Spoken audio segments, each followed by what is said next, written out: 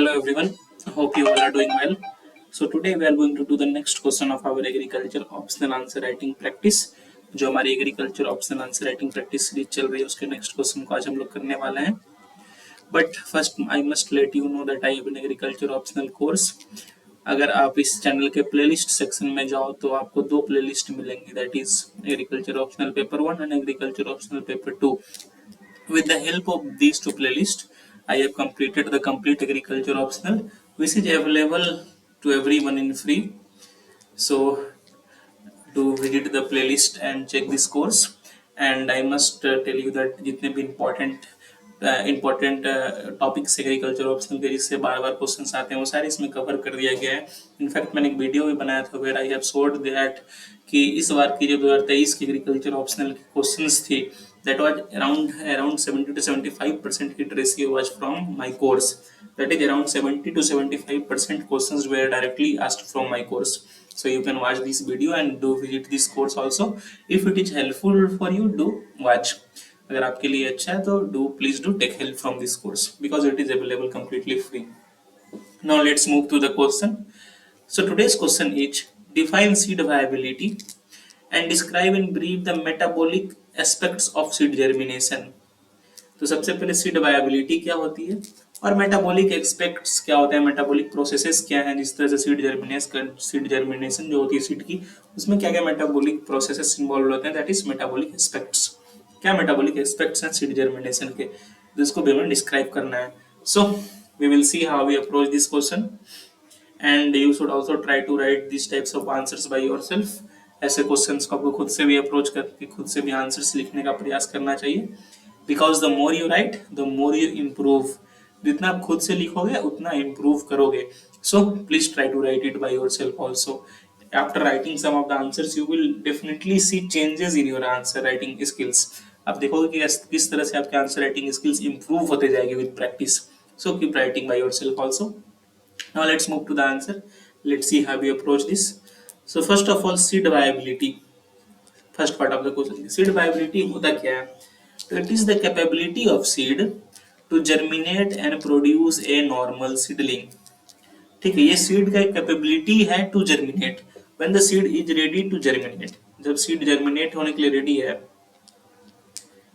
seed is ready to germinate, then we can say that seed is viable now. Seed is viable मतलब seed is ready to germinate. Okay, so it is the capability of seed to germinate and produce a normal seedling, that is seed viability. और आप इसको ऐसे भी लिख सकते हो, it is the ability of embryo to germinate. When the embryo is ready to germinate, जब embryo तैयार हो चुका है germination के लिए, then we will say that the seed is viable and this is how you can define seed viability. और देखिए seed viability के लिए कुछ कंडीशंस चाहिए होते हैं. एम्ब्रायो वैसे जर्मिनेट नहीं करेगा. फॉर एग्जांपल उसको अच्छी लाइट चाहिए, light is a very good factor there. Water moisture is a very good factor there. Moisture नहीं रहेगी तो इम्बिबेशन नहीं होगा, इम्बिबेशन नहीं होगा तो सीड जर्मिनेट नहीं करेगा. Respiration is one more factor. Seed को रेस्पायर अच्छे से करना चाहिए ताकि वो so that it can produce it's energy, produce its food और उसके बाद वो धीरे धीरे ग्रो करे. So these are some of the important factors which are required for a seed to germinate, and this is how we can define seed viability.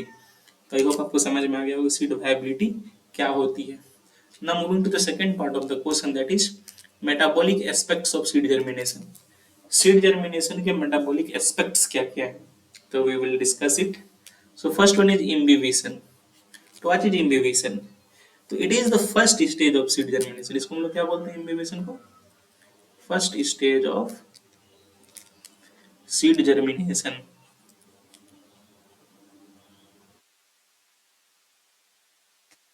इम्बिबेशन में क्या होता है कि सीड क्या होता है, सीड जैसे नॉर्मल हमारी सीड है तो ये क्या होती है, वाटर एब्जॉर्ब करना शुरू कर देती है. ठीक है, तो imbibition results in swelling of seeds. Swelling of seeds. और ये सीड स्वेल क्यों करती है, because it starts absorbing water. जो वाटर है सीड एब्जॉर्ब करना शुरू कर देती है. और जो सीड्स के सेलुलर कॉन्स्टिट्यूएंट्स हैं एंड द सेलुलर कॉन्स्टिट्यूएंट्स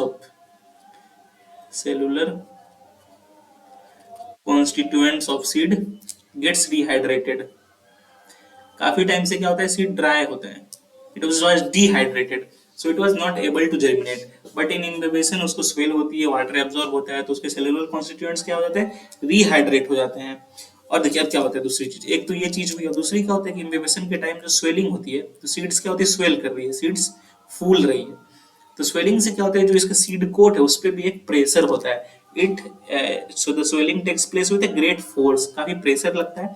और प्रेशर से क्या होता है कि जो सीड कोट है ये रप्चर हो जाता है, this seed coat ruptures due to the pressure, ये सीड कोट रप्चर हो जाता है। और इसके बाद क्या होता है, रेडिकल जो है हमारा वो प्राइमरी रूट के तौर पे बाहर आता है।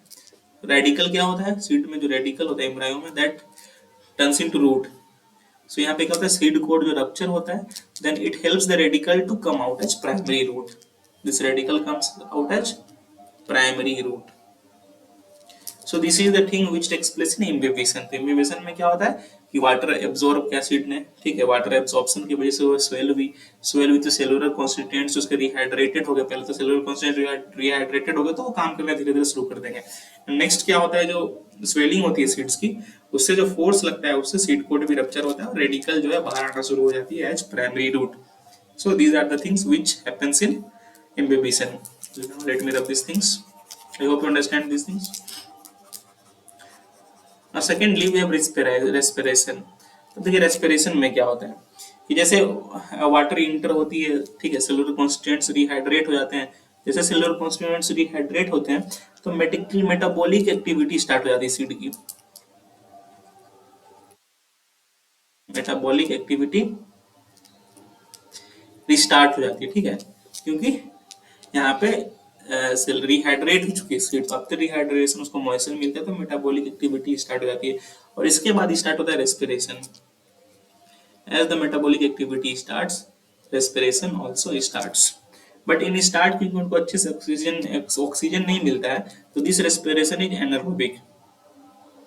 At the start, this respiration is anaerobic because यहाँ पे एनर्जी उसको किससे मिल रही है, energy the seed is getting energy from glycolysis.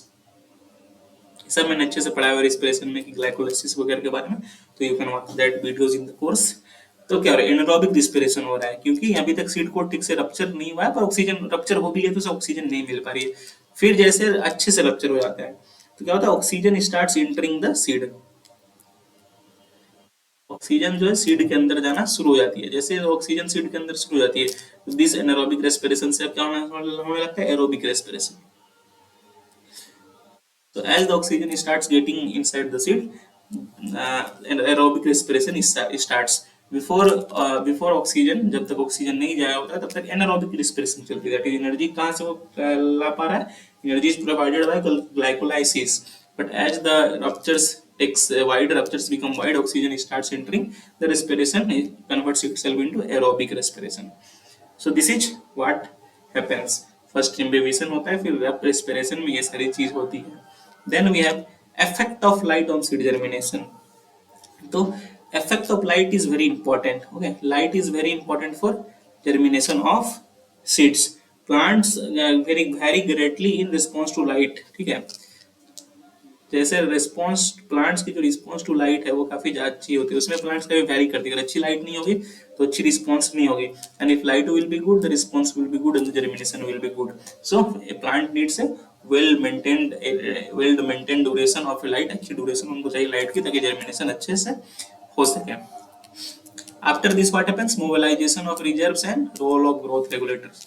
तो उसके बाद क्या होता है, जब रेस्पिरेशन शुरू हो जाता है तो एनर्जी लेना शुरू हो जाती है, तो प्लांट को एनर्जी कहाँ मिलती है, जो कोटिलेडोन होते हैं उनके लिए डाइकोट है, तो डाइकोट में कोटिलेडोन्स हैं, तो यही कोटिलेडोन जो है सीड के रिजर्व्स के तौर पे काम करते हैं। These are the reserves of energy from seed. तो जैसे ही मेटाबॉलिज्म स्टार्ट होता है तो this reserves start mobilisation, mobilise होने लगते हैं ये रिजर्व्स, और यहीं से प्लांट को एनर्जी मिलनी शुरू हो जाती है। ओके, अगर मोनोकॉट है तो सिंगल कोटिलेडोन होगा, तो वो दैट एक्ट्स रिजर्व। जब तक सीड अपना फोटोसिंथेसिस नहीं कर पाता है, this acts as a reserve for the energy for seeds. ठीक है, next way role of growth regulator. जैसे सबसे अधिक रोल किसका होता है, किस ग्रोथ रेगुलेटर का होता है in germination, that is gibberellins. First of all gibberellins, What happens? It breaks dormancy. Gibberellins तो डोरमेंसी ब्रेक करते हैं और इनिशिएट करते हैं जर्मिनेशन को, and they initiate germination. So they are very important growth regulators.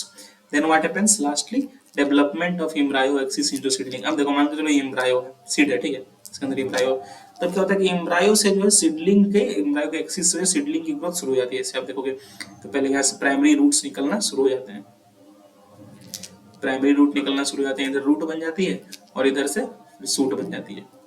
अगर आप सीडलिंग में गौर से देखोगे तो ये चीजें होती है, तो एम्ब्रायो एक्सिस जो है वो सीडलिंग में कन्वर्ट हो जाता है। So these are the metabolic aspects of germination, ये सारी चीज जर्मिनेशन के प्रोसेस के ड्यूरिंग होती है। So I hope you understand this.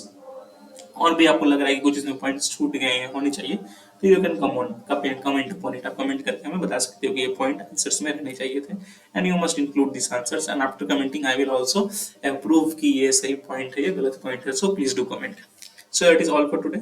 Please do like, please do share, please do subscribe. It takes a lot of hard work to make such videos for you on regular basis. And if you like or subscribe, it motivates us to make more such videos for you.